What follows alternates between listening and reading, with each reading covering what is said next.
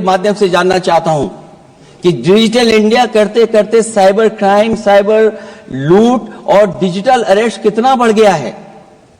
और जो विज्ञापन दिया था, इस जानकारी के बाद वो विज्ञापन दोबारा अखबार में नहीं आया।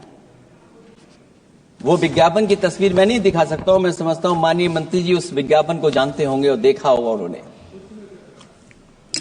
जो विज्ञापन दिया, जनता का भारतीय रिजर्व बैंक से यह सवाल है कि वो अपने ऐसे विज्ञापनों में किसको चित्रित कर रहे हैं और क्यों, और वो कहां से आया है। क्या यह कोई प्रतीकात्मक चित्रण है? यदि हां, तो वो जानवर किसका प्रतीक है?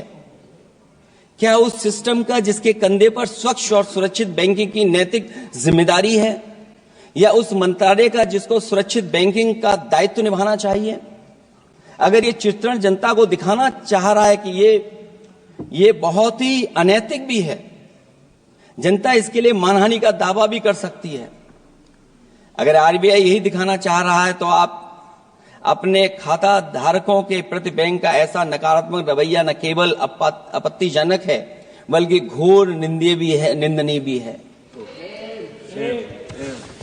आरबीआई ऐसे विज्ञापनों से नहीं, बल्कि अपने सिस्टम को चुस्त दुरुस्त करके वह जनता में बैंकिंग साक्षरता और बैंकिंग सजगता जागरूकता अभियान चलाकर जनता को सचेत और सावधान करें।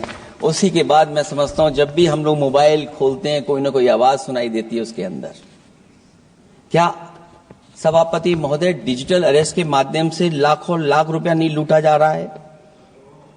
आखिरकार उसके लिए जिम्मेदार कौन है? कौन जिम्मेदार है उसके लिए?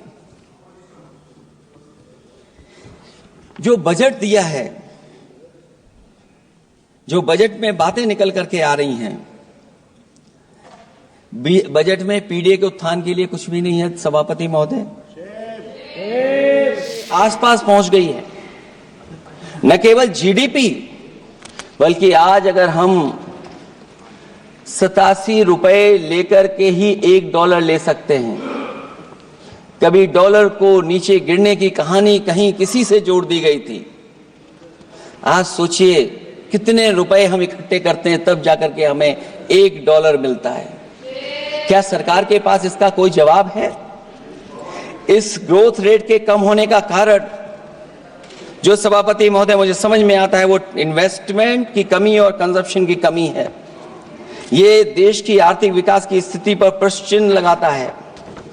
और यही नहीं सभापति महोदय, जो भेदभाव बढ़ता चला जा रहा है, जो खाई पैदा होती जा रही है, इन्हीं के आंकड़े बताते हैं कि खाई कितनी है। मुट्ठी भर लोगों के पास पूरे देश की संपदा पहुंच गई। जो ज्यादा लोग हैं वो गरीब हैं। उनके जीवन यापन के लिए 80 करोड़ लोगों को आपको राशन बांटना पड़ रहा है। क्या यही विकसित भारत की तस्वीर है? और फिर दुनिया में हम पर कैपिटा इनकम में कहां खड़े हैं?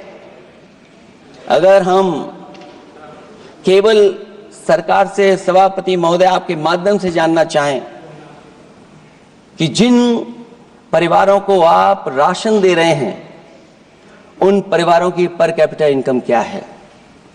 और अगर विकसित भारत की तस्वीर लेकर के ये सरकार चलना चाहती है, तो कम से कम सरकार की सभापति महोदय जिम्मेदारी बनती है कि जो 80 करोड़ लोग राशन पा रहे हैं, उनके आपकी पर कैपिटा इनकम क्या है?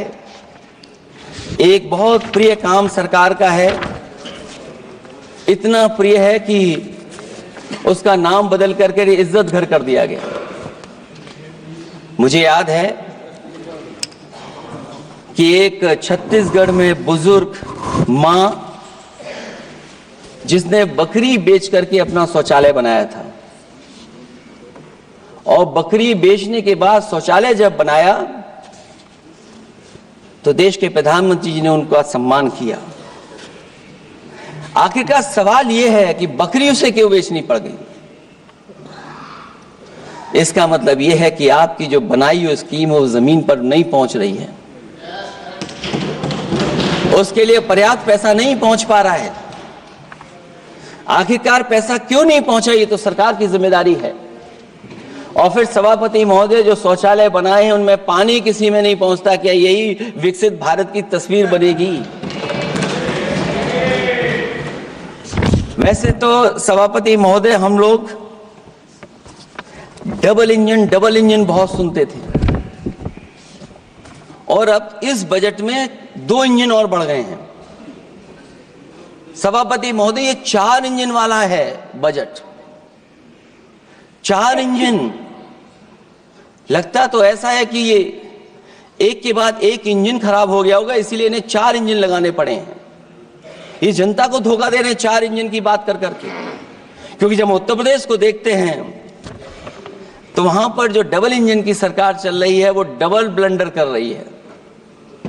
उनके डबल ब्लंडर देखने को मिलने हमें। और अगर ये 4 इंजन की सरकार है, जो सबसे पहला इंजन है सभापति महोदय, वो हमारे किसान और कृषि का है।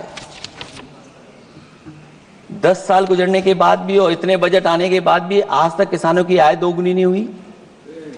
यह हमारे तमाम माननीय सदस्य समय समय पर अपने क्षेत्र की जो समस्या है फसल को लेकर के सवाल खड़ा करते हैं। कई किसान नेता आंदोलन कर रहे हैं, अभी भी आंदोलन चल रहा है। सभापति महोदय, इस सरकार के पास जो विकसित भारत का सपना दिखा रही है, अभी तक किसान की आय दोगुनी कैसे हो उसका कोई रोड मैप नहीं है इनके पास। अगर कोई रोड मैप रहा हो तो बता दें हमें। और फिर एमएसपी की कानूनी गारंटी। सभापति महोदय, हजारों किसानों की जान चली गई कि एमएसपी को कानूनी गारंटी मिले, लेकिन आज भी वो गारंटी नहीं मिल पा रही है। क्या यही हमारा विकसित भारत होगा जिसमें किसान को एमएसपी नहीं मिलेगी, उसकी कोई गारंटी नहीं है? आप देख रहे हैं